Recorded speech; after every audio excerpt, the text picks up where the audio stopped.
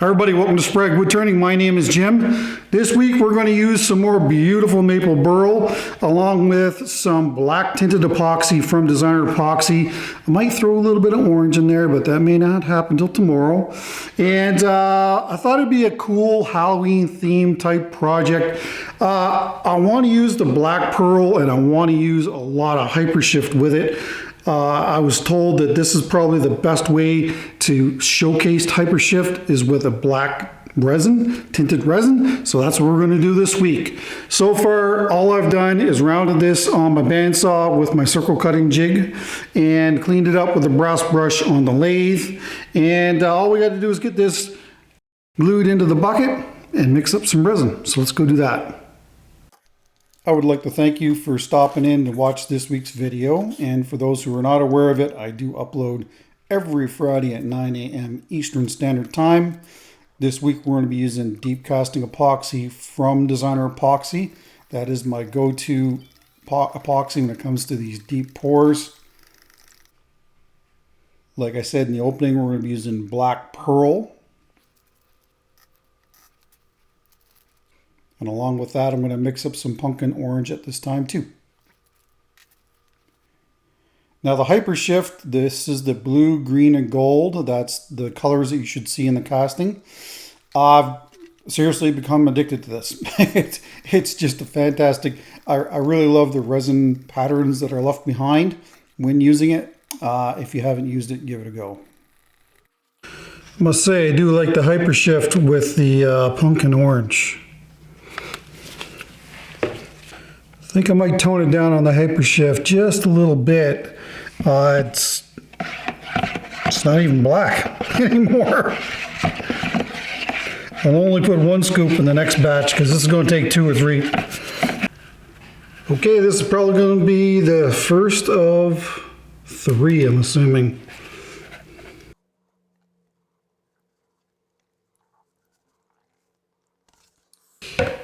Yep. Bring you back when I got the next one mixed. Here's another 1.5 liters. Only put 1 scoop of the hypershift in this time. Yeah, I'll give it 1 more and that'll be it. This is the last 1.5 liters. The main reason for that is because I'm out of deep cast. I don't have any left. So that's it. That is still going to be a very deep turning. Get the tape measure here in a second. That's almost at 5 3/4 inch tall. So hopefully it doesn't thermal crack. I've got the heat turned down in my clean room. And again, this stuff needs 70 to 75 degrees Fahrenheit for it to start curing. Large amounts like this, it will cure on its own. So I'm going to put it in the pressure pot. And what I'm going to, like I said, there's no heat on right now in the clean room. As far as this is concerned, I'm just going to leave this on the bench. And then hopefully this will be still liquidy enough that we'll be able to do some injection with that tomorrow. I don't know, I mixed this up with that intention, but I look at it and I don't know, I might ruin the look of it because I'm really digging the black with that hypershift. Anyway, we will make that call tomorrow morning and we'll see you then. All right, check it out. Shimmery.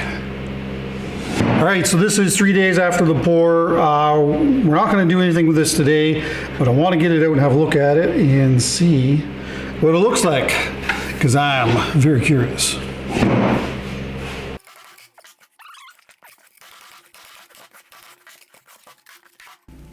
It's easy to come out when the bucket's split.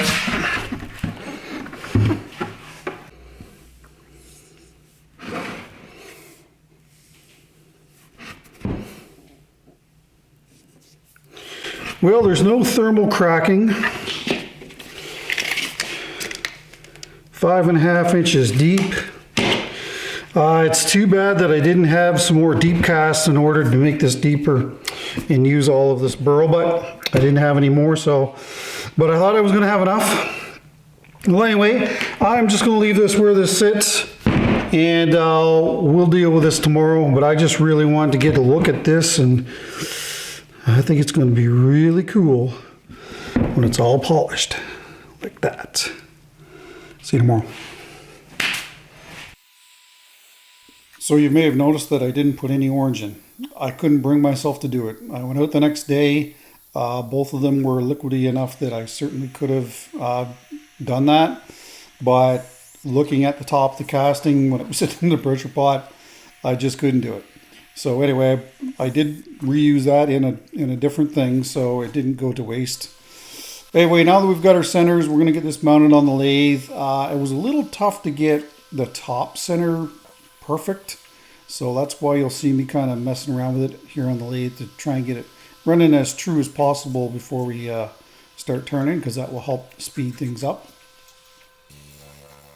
Starting off with the number 3 Hercules from Hunter Tool Systems. 475 RPM is pretty much the max that I was able to do on this project the whole way through.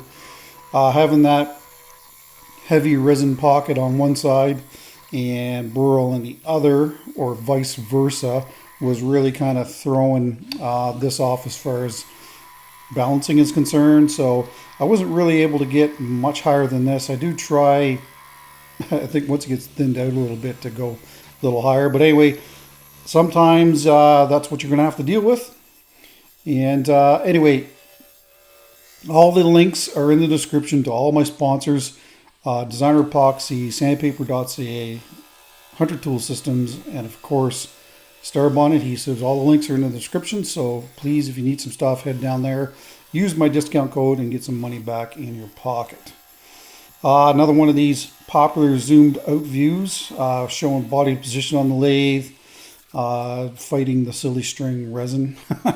It wasn't too bad in this one because you've got burl on one side and resin on the other, so it breaks apart, as opposed to just straight resin where it all stays together, and it can get quite, well, quite spider webby, if you will. But I switched back to the gouge just to whittle down the top part of this. It's just faster than using the Hercules, and it's all straight wood, so why not?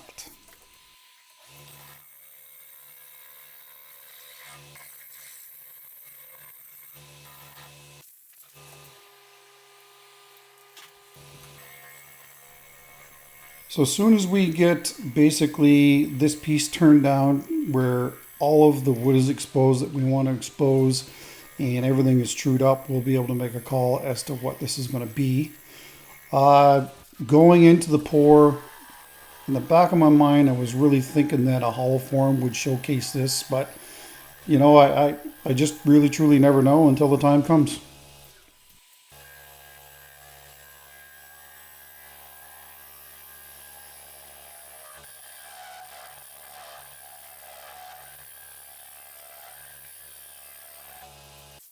So essentially, since we've got everything cleaned off here, I'm thinking that, you know, there's a lot of things this could be. I could cut this off, and this could be a lid, and then a bowl, and then something like a smaller bowl, or maybe another lidded bowl. We did that recently. With this hyper shift, my thinking is that this needs to be a hollow form. I'm just going to taper this off slightly, and I'm going to taper this off slightly. And the reason for that is, if you've got a different plane, then when the light hits this, you should see all the different colors as it comes down through it, kind of in this form, if you will. So that's my thinking. Yeah, I know there's going to be some people say that it's kind of a waste, that, you know, we're not getting something out of the center. But in this case, form is going to beat function. That's all there is to it.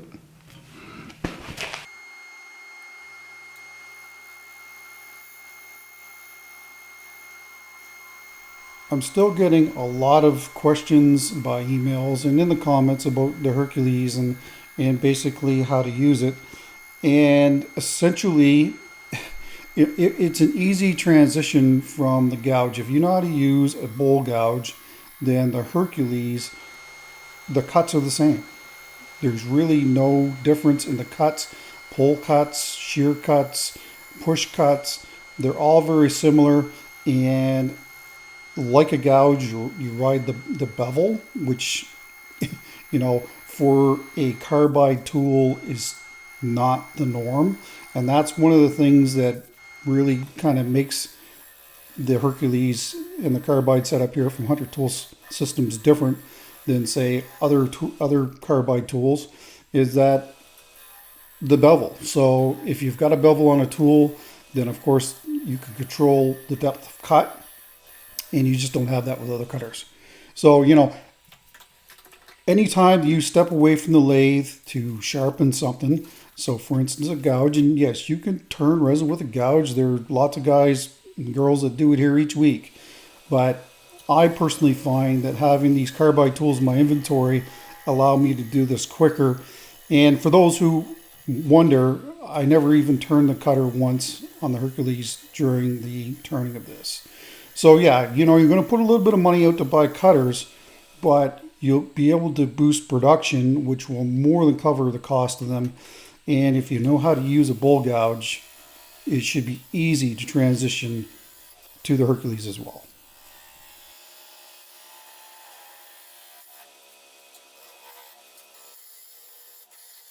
So the other thing that I'd like to talk to you about is, in the last few months, I've been just getting a ton of emails in regards to wanting to buy things from me. And I absolutely love seeing those emails come in. But it's a little disheartening for me and for them because I'm unable to fulfill those orders. Now that I'm a content creator for YouTube, these videos take a really long time to shoot.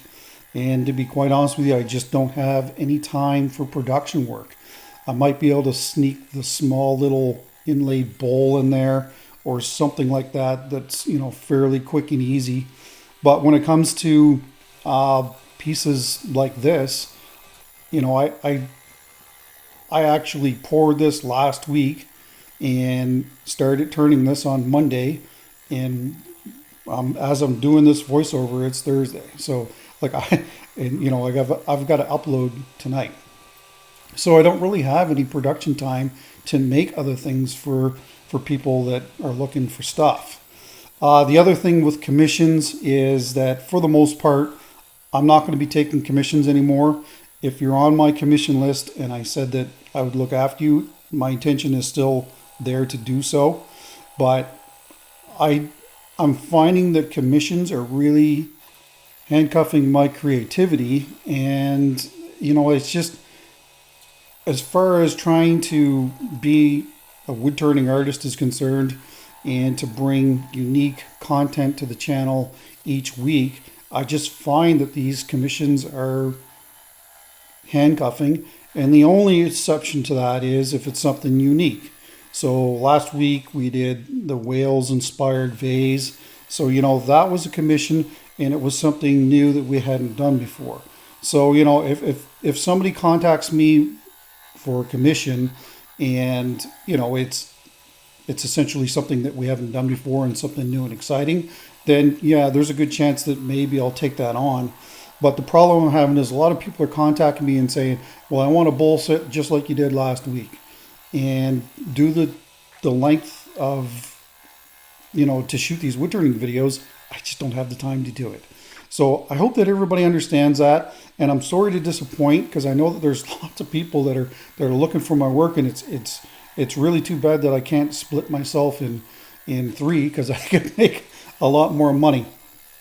I've had offers for people to apprentice underneath me. That's just not going to work due to insurance reasons and the fact that we're moving. That's the other thing. That's the other big factor. So anyway, you guys are my apprentices each and every week, and I want to be able to offer pieces up for sale each and every week so that everybody has a shot at getting something if they want it. And that's another thing that commissions kind of limit as well. If all I did was commissions on here, then nobody else would ever get the opportunity to buy my work as well. So anyway, again, I'm sorry to disappoint those who are possibly going to be looking for stuff like that in the future.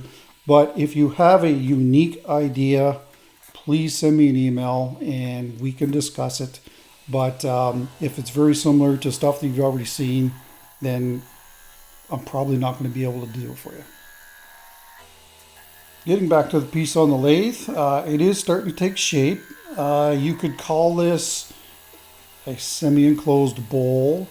It's still got kind of hollow form vibes as far as I'm concerned. The Burl itself is, well, it's not the best in regards to cracks, so we're going to have to address that soon here. But anyway, I'm just turning the tenon on the top of this so that we can reverse this and get a glue block on the bottom. All right, so we've got some pretty decent cracks that never got filled in by the resin. So what we're going to use is, of course, the thin CA glue from Starbond and the accelerator. I'm a little worried that I'm kind of running out of time here for this day, and I want to put some of the accelerator down inside of this crack. That way when the glue goes in, it'll start to set. We can touch it up later on, but I'm a little worried about running out of time today.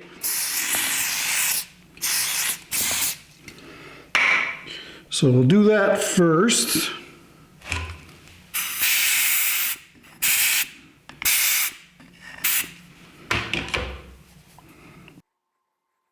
Some of these cracks could be inches deep, so if you fill up that crack with the glue and then just cure it on the top, you may have a lot of uncured glue below that that's going to take a long time to set. So by putting that accelerator down inside of the crack and then putting the glue in, it will speed up the project and you'll be able to get back on the lathe sooner. That's really the only spots where there's some cracks that need to be filled. And what do you think of her shape? You know, there's a little bit of fine tuning to go here, but certainly something we haven't done before. And this resin is going to be something else when it's polished, I can already tell. All right, I'm going to let that sit for probably 10-15 minutes, and then we'll get it back on the lathe. We'll reverse it and get the glue block on the bottom.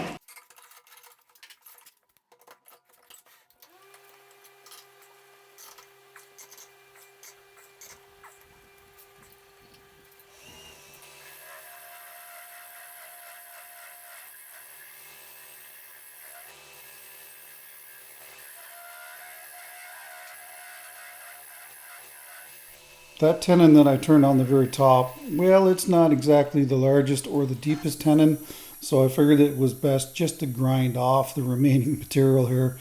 I think I do turn the lathe on here just for the sanding, but I was a little too worried about using a tool there because it could have gone for a fly like a spaceship.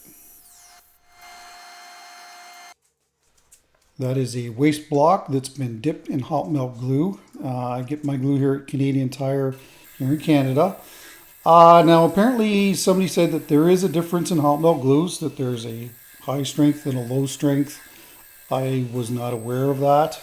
So when you're doing a search for hot melt glue, I guess look for high strength. And then that way there shouldn't be any issues. Anyway, just like the very bottom of this piece, I didn't think it was smart to try and turn that away, so I ground it down with some 60 grit as well, like I did on the very bottom of the bowl.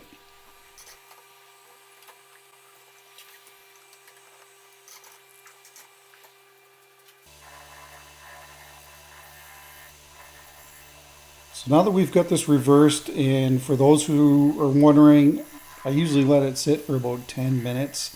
I find usually by that time the hot melt glue is good to go.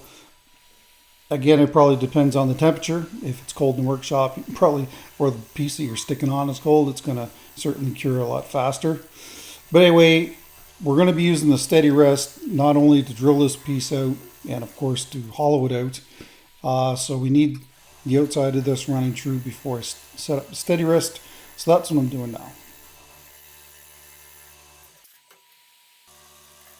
I must say that there was a fair bit of movement in this piece, and I believe it's due to the fact that this burl was dried in my fridge kiln and it had a lot of built up tension in it. So of course, as you work the wood, it's going to release that tension, and it moved a little bit. It was nothing huge that really affected anything. It was just more an observation, and it's Burl will a lot of times do this when working it, especially a big piece like this. As far as drilling is concerned, I started with 1.25 inches, and then after that I switched out to 2.5 inches, and that seemed to get the job done just perfectly fine. You'll see me stick the the brass punch in there, and all I'm doing is basically measuring the depth. If you, for those who didn't really understand what I was doing there, but anyway, once this is done, we'll be able to move on to hollowing. I generally leave about a 1/2 inch to 5/8 thickness on the bottom of the bowl.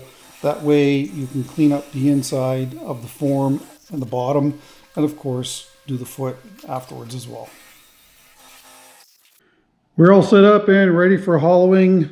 Again, this is the one-way captive system, and of course it has my modified laser setup on it. That's what it's set up right now. I'd call that maybe 3/4 of an inch. We'll close that up as we get going. I did originally have the steady rest running on the collar part here, but it was kind of binding and I was having issues with it. So I moved it back. Hopefully that's not going to be an issue. Okay, let's see how we do here. For this piece, I was able to use the straight boring bar the whole way along. I did have to put the little extender on the end of it so that we could do more up inside of the form to the left. But other than that, it worked fantastic.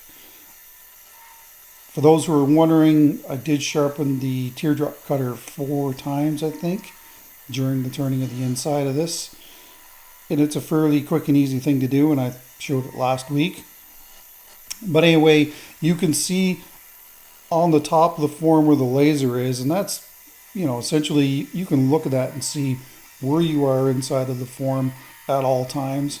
And a lot of times what I will do is I will put the laser right on the cutting portion that I'm using. And then that way, when you look at the top of the form, you can see exactly where the tool is. And then as you're getting further out towards your wall thickness, then you can adjust it and, basically to the setting that you want. And it's funny, now that I'm doing these zoomed out views, I had no idea that I had that big pile of shavings on the back of my shirt. So the different perspective is always kind of fun. That way you can see how messy my workshop is too.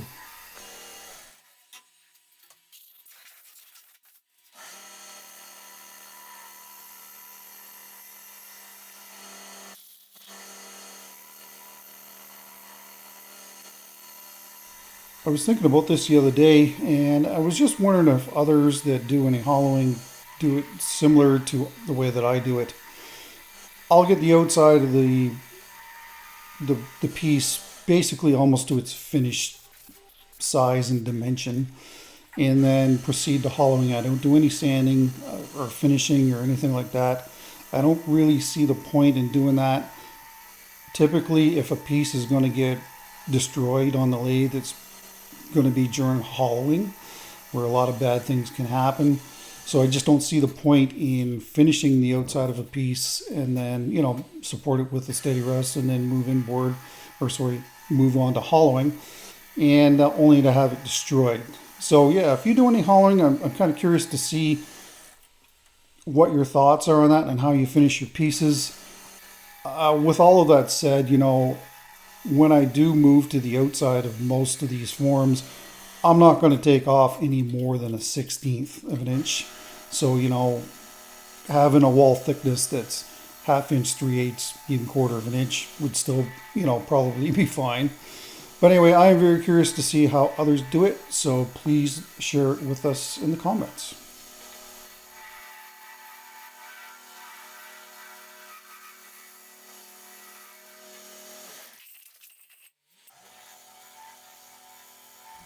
There's the little extension onto the straight boring bar, and that will allow you to get up underneath that lip and thin it out like the rest of the form.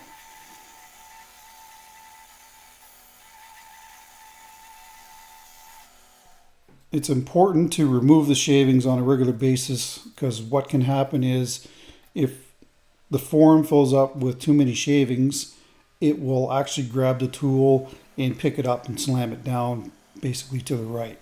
And you know, this is another thing that can go seriously wrong in a hurry. So it's a pain to have to shut the lathe off all the time and remove those shavings, but it's very important. There's a shot on the laser on the outside, and essentially when that elongates on the side of the form, then you know you've achieved your wall thickness. It's a little deceiving when you're looking at it on the bottom side of the form, because that's not really where the laser is pointed to. What I will do on the very bottom of the form is push the laser off of the tip, straight off of the tip, and then that way run the tip across the very bottom of the bowl, or sorry, whatever it is.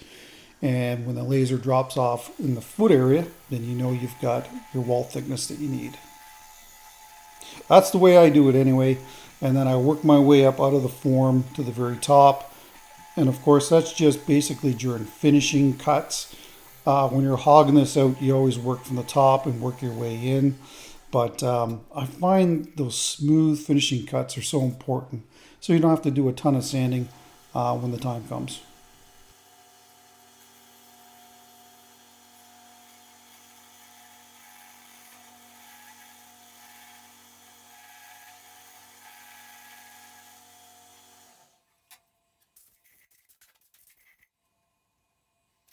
All right, so we're almost done here, but this lip here's got a lot of little cracks in it, so we're gonna have to address that with this thin CA glue. The surface itself is cut pretty cleanly. I'm very happy with that. About as good as you can get anyway. And but anyway, before we do anything more, got to address this, and then we'll be able to support this on the outside, trim up the outside, and get our first coat of finish on. So we're going to seal up them cracks with the Starbond thin. The reason why these cracks are here is because that all of that burl wasn't submerged. I didn't have to fill in any cracks at all on the very bottom of this piece because it was submerged in the resin. And if the top part of this had been submerged in the resin, then we wouldn't have to do this either. Just showing how that, when you cure that, how it smokes. You should be using this in a well-ventilated area. And don't ever breathe in the fumes from CA glue when it's curing, because they are very, very aggressive. Just going to trim up the very top part of this, because when I go to sand the inside, I figured that I would do that as well, because I won't be able to do it afterwards, because my plan is to support just the very top of this with a piece of wood with the live center on the tailstock. So I want to make sure that the top part of this was finished so that it didn't interfere when I removed the steady rest. I keep forgetting that there's lots of non-turners that actually watch my videos here each week in a live center or a drive center. Drive center is typically held in the chuck that goes on the headstock of the lathe. It's driven into the wood, and it actually physically, when you turn the lathe on, it turns the wood. And a live center is typically in the tailstock, which comes up to support the piece on the lathe, and it's essentially on a free running bearing. So that's why it's called a live center. On to sanding. These are the 3.5-inch stipple discs from sandpaper.ca. Link in the description below. And this piece was sanded from 60 to 220 on the inside and the outside. I was able to reach my hand in and do a lot of sanding underneath the opening on this. There is one spot though where there was a fair bit of chip out that I just wasn't able to repair. But for the most part, on the inside of this piece, it's actually quite nice. Anyway, I thought it was important to finish the sanding on the top part of this piece before the steady rest is removed. That way we can trim up the rest of this without any issues.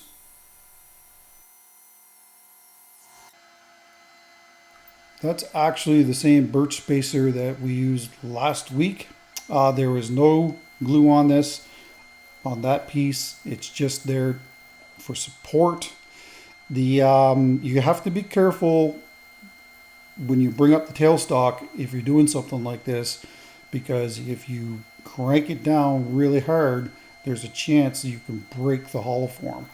So you got to be really careful when you're doing that. Only, I'm not going to say light pressure, but enough pressure there that it feels secure and it's not going to go anywhere, and it's going to give support to the rest of the hollow form. Now that push cut right there, as long as you're going downhill, will usually give you a very, very clean cut. And you'll see a pull cut here. And again, these are all the same cuts that you would do with a gouge. And just like the rest of this piece, it was sanded from 60 to 220.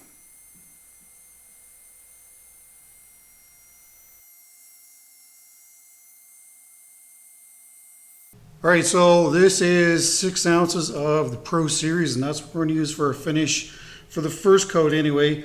There was some comments about, like, why do I sometimes use epoxy and sometimes do I just use normal finishes?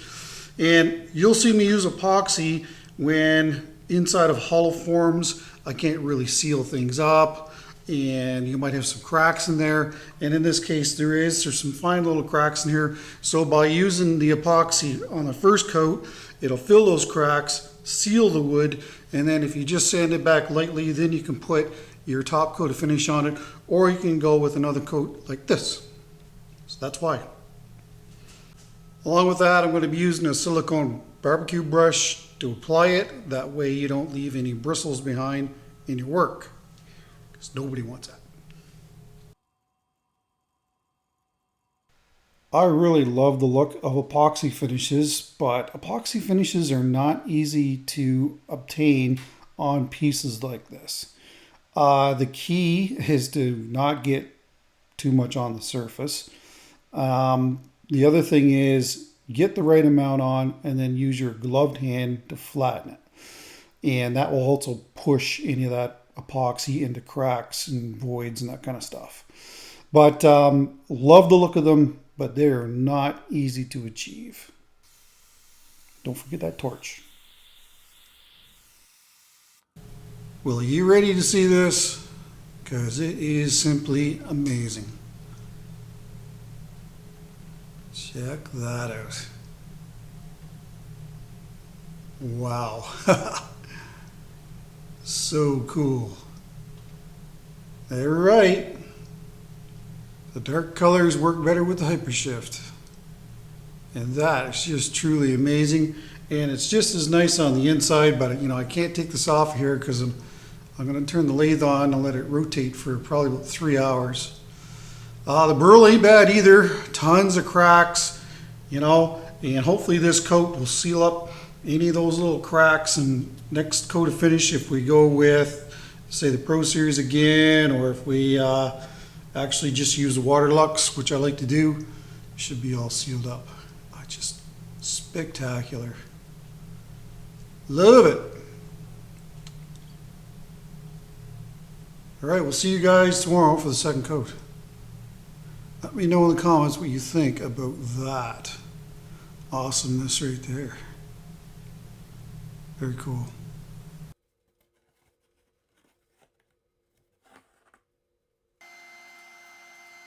This is the next day, so all I'm doing now is knocking down that epoxy. It's done its job. It's filled in all those little cracks and voids that were on the surface of this. And we'll be able to sand up the inside of this as well. So earlier I was saying that it's important to get the right amount of epoxy on there. So on the inside of this piece, there was a little bit too much. So at its widest point, when this piece was spinning, it left behind about, say, 1/8 of an inch in thickness of a bead.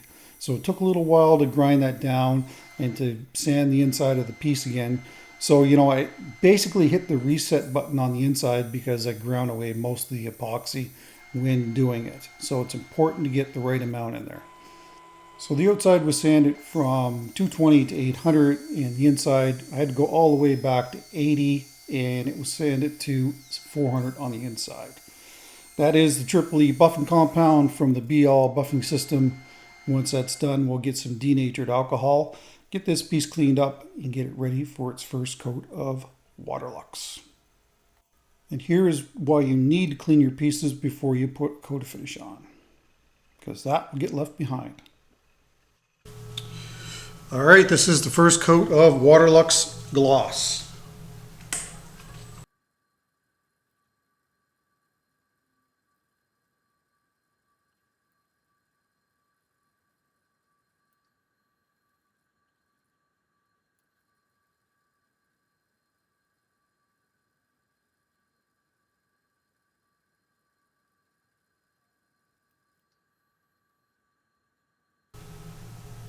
Amazing.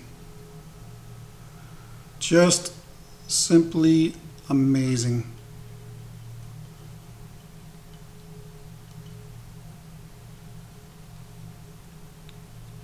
Now the outside looks pretty good, but I had to do some aggressive sanding on the inside, so that's definitely going to need another coat on the inside. You can see it's already dried up a little bit in there.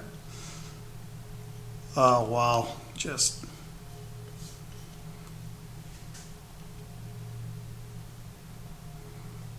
how it moves in the light, just crazy. The pictures at the end should be quite something else. All right, so I'm going to try to coat this today. Right now it's 10:30, so I'll wait till this evening and throw a second coat on it. Maybe just on the inside. We'll have to see how the outside looks. The outside looks pretty good. But other than that, we'll see what we're doing the bottom. The light isn't hitting this correctly. I know it isn't. That's a little better. Ooh, he's a beauty. Anyway, see you tomorrow. So this is the next day, and this is where things don't seem to work out so well. Don't worry, I don't lose this piece off the lathe, but it was moving on me while it was on the lathe. So I'm using my medium-sized vacuum chuck, and I can already see like something's not working right. And then eventually, after you see me fool with this forever, or it seems like forever anyway, trust me, I cut a ton of footage out of here. I'll switch it out to my larger chuck, thinking that maybe that will help things. Here it is right here. Couldn't get a seal on it, so off with that and put the other one back on. Eventually, I get it on there good enough that we're able to finish the bottom, but it wasn't without lots of issues, and I'll explain that further on here at the end. Anyway, thanks for watching the video. Let's have a last little chat about this week's project. Well, there's that beautiful Hyper Shift. Man, I love those pigments. Just simply amazing stuff. That right there is just crazy. And the Burl is quite nice too, and we're gonna have to have a little chat about the Burl here. This show the inside, still gonna need one more coat of finish on the inside. And here's the base, and it's Thursday, so there's no finish on it because I'm out of time. All right, so everything was fine until I put this on the vacuum chuck at the end. Now this piece has been moving throughout the whole week here that I've been working on it. And when I dry these pieces in the kiln, the way that it works is I record the weight on thicker pieces like this was, and then when it gets down to, when it stops losing weight for about a month, that's usually a good indication that it's dry. And so that's basically how I approach this piece too. But the only way that this would move so much, I think, is because it wasn't fully dried. Yeah, there's some tension in there, but not enough to really throw this off the way that it has. Now, when I put this on the vacuum chuck, I initially held it here with the medium-sized chuck that I've got. When this was evenly installed on the chuck, the back was way off. So I thought, okay, that's strange for that to move that much. So, you know, I just kind of split the difference with it a little bit to save the bottom on this. And because it's only got about 1/4 of an inch of thickness in the bottom, you know, you don't have a lot to play with. So turned it on, started to go, and I think what happened was this moved slightly when it was on the chuck, just ever so much. And I'll show you what's going on here on the back side when I'm done here. So anyway, then I switched out the larger chuck, and this moved so much that I couldn't get a seal on it. And in the process of trying to get a seal on it, I ended up damaging some of the finish on the top. So anyway, it's just been one thing after another today. All right, so on the bottom, if you look at this piece, the bottom is way over on this side, and of course there's a lot more material here. And just by having that off just ever so slightly, that will cause that to happen. And I was trying to line up the glue block originally, and it was just completely way off. So what happens to this now? This is now a second, and I don't sell seconds. This will go into our personal collection. It's a very beautiful piece, but I refuse to sell seconds. Ironically, with it sitting on the table, nobody will ever know any different except for me and now you guys. So this will go into our personal collection, and it will be loved because it is truly a beautiful piece. Size on this is 9.5 inches at its widest dimension. I'll put the metric conversion up on the screen. 5 inches tall and 3/4 inch to 1/2 inch throughout the entire piece. I notice it's a little thicker up here in this transition. But you know, this was about the hyper shift, and let me tell you, I love it. Beautiful piece. Too bad that it just didn't work out for us. It's one of those days, people. It's one of those days. Check it out. This is from designerepoxy.ca. They've got a few of these up on their website now. These are silicone molds, 5/8 of an inch in thickness on the sides. And we're looking forward to using this in the future, making some beautiful projects. Should be really cool. So there's that. They sent me a couple of brand new hyper shifts. So this should bring their total, I think, to 5 hyper shifts. So we definitely would be seeing these in the future. And I'd like to think that I played a little role in this. This is liquid gold, and this will look absolutely fantastic when we're fixing, when we're doing the kintsugi method. Kintsugi. And this is titanium silver. Another great addition to their line of pigments. Designerepoxy.ca, check them out. Speaking of Designer Epoxy, don't forget to put Designer Epoxy in the comments down below to be entered into the 3-gallon giveaway next week. And along with that we'll also be doing the project giveaway. And so for Designer Epoxy, sorry, that's only continental USA and Canada for that giveaway. And by putting a comment down below, you're entered into my giveaways, and I ship worldwide, so it doesn't matter where you are in the world. Leave a comment down below, and if your name is picked, that's where it will go to at my expense. As far as the project next week, I'm just going to say that it's polka dot themed, so I'll leave it at that. All right, well, that's it. Take care, stay safe. Don't forget the bell. Please share my videos with your friends. That is the largest way for me to build my presence here on YouTube. And of course, that thumbs up will also help push my content to others so that maybe we can get them on board as well. All right, well, that's it. Have a great weekend. Hope to see you next week. Take care.